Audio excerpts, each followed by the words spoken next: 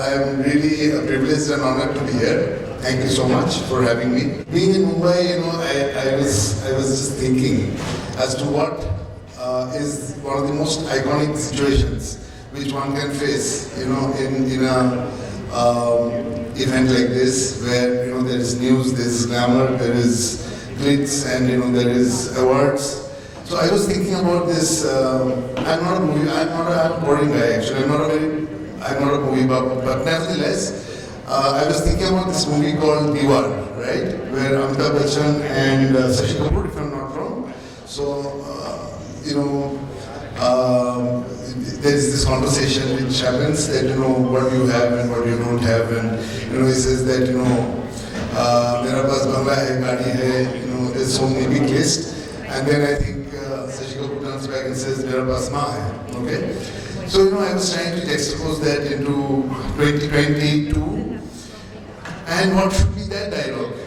Nowadays, maybe Amitabh Bachchan would turn around and say, I've got a Lamborghini, I've got a Ferrari, I've got a Porsche, and then Shashi Kapoor would turn around and say, I've got parking, So, in Mumbai, I think that is the situation, and that is what, customer-centric philosophies are all about. But nevertheless, the important part here is the car.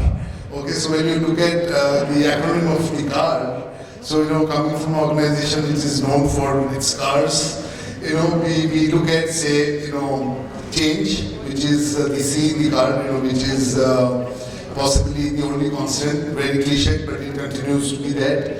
And the faster we change and resolve ourselves to ensure that we align the post so-called COVID, now that this program is the first one post-COVID, that I think should be considered. A should be acceptance of something which we can't change. There are certain things, you can't change. So, I go up to a lady and say, hey, I love you, she slaps me back, and, I can't change that. So, I have to accept. And then, of course, there is the R, which is rise above the occasion. And, either you feel bad about it or, you accept it and move along and try a new stunt. So, but nevertheless, this on the lighter side. But when you look at professionals, we do this on a day-to-day basis. There are many things we can't change. We strive to, but that's the daily grind that we continue with. And we accept some changes. We kind of definitely look at opportunities of how we can rearrange and reorganize and go forward within the circumstances. And of course, then we have to be people-centric. We have to be empathetic, and we have to look at scenarios where we take the team along with us and look at how we can progress, rising above the changes and the things we can't change. So I think this is something which is very close and dear to my heart. And after working in maybe 8 countries now and 141 countries visited, 4 times around the globe, the basic principle is that we live in a very small world. It is very delicate, very fragile, green, and we take it for granted. Even the oxygen which we breathe, the food which we have on our table, we take everything for granted. So while we are looking at electronics and cloud summits and 4G, 5G, 10G, I don't know what it's going to look like, but simplicity is something which is comprehensively missing, or we have forgotten to be simple. So I think we are people who complicate our own lives, and basically we in the organization I represent try to look at everything in a very simple manner and deep dive as much as possible with technology, and to ensure that we do enough research and we do enough homework before we look at anything. While when you use it, it should be extremely simple and versatile and easy to use. So simplicity and minimalistic is something which we prefer, and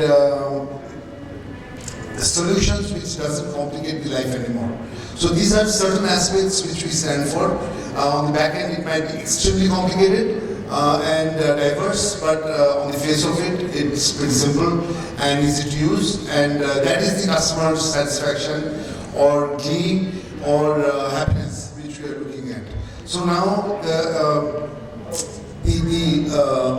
flip side of a scenario like this, I would love to share, 5 more minutes maybe.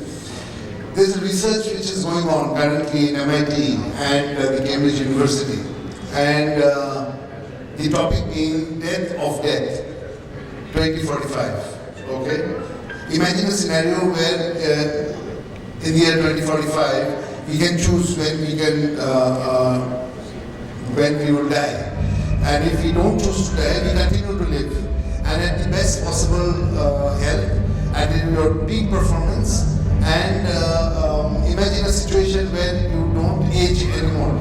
So what will happen to organizations like the ones which we represent, where everybody is at peak health, everybody is fit enough to continue for as long as they want. There is no need for training and development. They are already trained and well versed in their jobs. You don't need a HR team anymore because you have the right set of people, right set of competencies, right set of all the good things which you might want, agility, fitness, everything. And imagine, how the world would continue to be at that juncture. It looks and sounds pretty robotic. That's what Cloud Summits are all about. But if that becomes reality, and I can still make it to that 2045, possibly not, no chance. But nevertheless, I can choose to continue to be who I am and what I do and what I'm passionate about. So, ending this small, rendition with this thought that it's good to be technologically progressive, but there is a limit to everything. We should not stop being human, and we have to ensure that we know where we stand and what the future is, and keep things under not control. It's not a good word, but try and understand that what is best for humanity and this planet is what we would like to contribute with. Thank you so much. For more updates from CXO TV, please like and subscribe to our channel.